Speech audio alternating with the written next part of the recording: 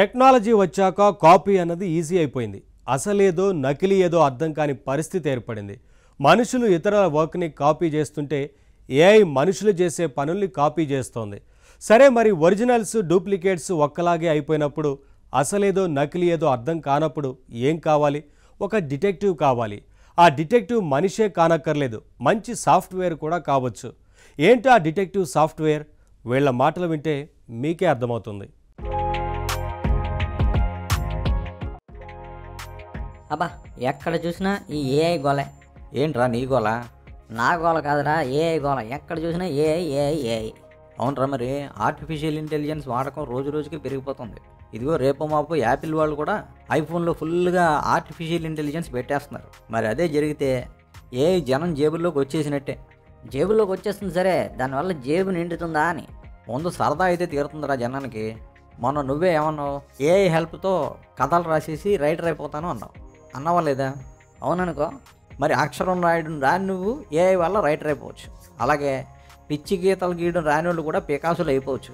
మరి ఇలాంటివన్నీ పాసిబుల్ అయ్యేది ఏఐ వల్లే కదరా, అందుకే దానికి అంత క్రేజ్. సర్లేరా, ఈ క్రేజులు సరదా తిరగడాలు సరే, దానివల్ల డబ్బు ఏమన్నా సంపాదించచ్చా అని. ఒరే, ఇప్పటికే చాలామంది ఏఐలో ట్రైనింగ్ ఇస్తూ లక్షల్లో సంపాదిస్తున్నారు. ఒరే, వాళ్ళు ట్రైనింగ్ ఇస్తున్నారు, వీళ్ళు తీసుకుంటున్నారు. కానీ ఏఐ వల్ల ఎవడ లాభం పొందుతున్నాడు అని పొద్దుట లేస్తే యూట్యూబ్లో ఇదే కావాలి, ఏఐ నేర్పుతాం, ప్రాంప్ట్ ఇంజనీరింగ్ నేర్పుతాం అని. ఒరే, ఏఐ ఇప్పుడు అన్ని రకాలుగానే ఉపయోగపడుతుంది. ఆఖరికి స్టాక్ మార్కెట్లో పెట్టుబడులు పెట్టాలన్నా కూడా కొంతమంది ఏఐ మీదే డిపెండ్ అవుతున్నారు తెలుసా? అయితే ఏఐ వల్ల డబ్బులు సంపాదించుకోవచ్చు అన్నమాట. బ్రహ్మాండంగా. అన్నట్టు ఇంట్రెస్టింగ్ విషయం చెప్పనా?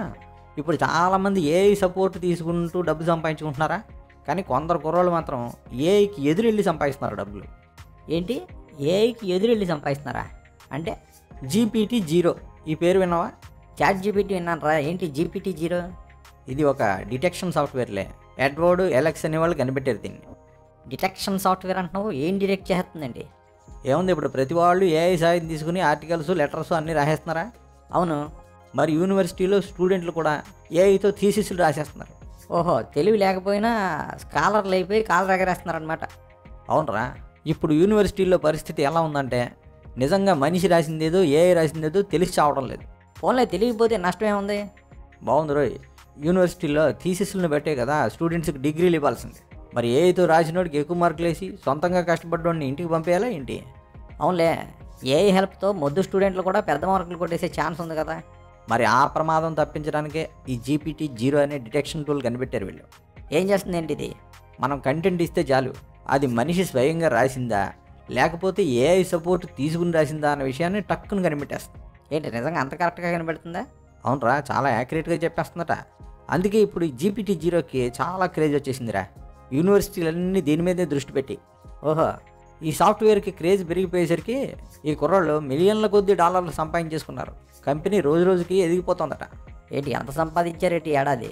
ఒక్క ఏడాదిలోనే 10 మిలియన్ సంపాదించారా. టోటల్గా 14 మిలియన్ వెనకేసుకున్నట్ట. అబ్బో, అందరూ ఏఐ హెల్ప్తో సంపాదించుకుంటుంటే వీళ్ళు ఏఐకి వ్యతిరేకంగా వెళ్ళి సంపాదించుకుంటున్నారనమాట. మరి అదే కదా ఇంతకుముందు చెప్పింది. ప్రపంచంలో ఏఐ క్రియేషన్స్ పెరిగే కొద్దీ ఏది అసలు ఏది నకిలీయో తెలుసుకోవడం చాలా ఇంపార్టెంట్ అయిపోతుంది. అందుకే ఈ GPT-0కి క్రేజ్. అటే, అయితే ఇప్పుడు నేను ఏఐతో రాసి రైటర్ నన్ను నమ్మించడానికి లేదన్నమాట. అవునరా, పైన చూస్తే ఎవరు రాసిందో తెలియదు కానీ కరెక్ట్గా కంటెంట్ని స్కాన్ చేస్తే మాత్రం ఈ GPT-0 క్లియర్గా చెప్పేస్తుంది ఏది అసలు ఏది నకిలీయో. ఫోన్లే పాపం కుర్రలు అంటున్నావు, అసలుకి నకిలీకి తేడా కనిపెట్టే సాఫ్ట్వేర్ అంటున్నావు. సంపాదించుకునే పాపం తప్పే ఉంది. కాకపోతే మనం రైటర్ అవుదాం అనుకున్నాం, ఆ కోరిక తీరేలా కనిపించట్లేదు.